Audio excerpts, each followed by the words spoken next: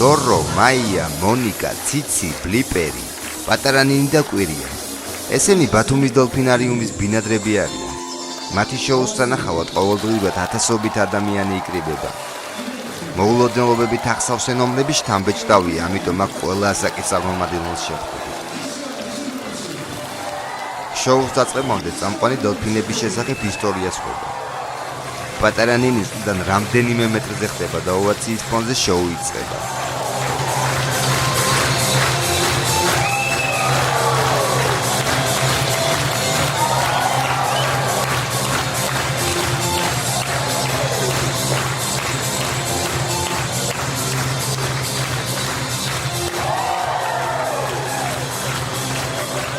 მეორე ნომრის დამთავრების შემდგომ შოუში მაყურებლის მონაწილეობის დრო დგება.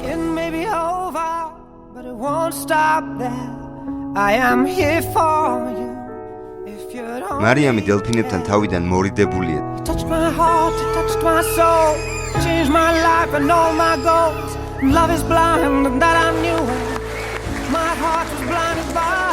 თუმცა პატარა კვირიას მალე დაუღალია. I know you well, I know your smell. I've been addicted to you. Goodbye, my lover. Goodbye, my friend. You have been the one. You have been the one for me. Goodbye, my lover.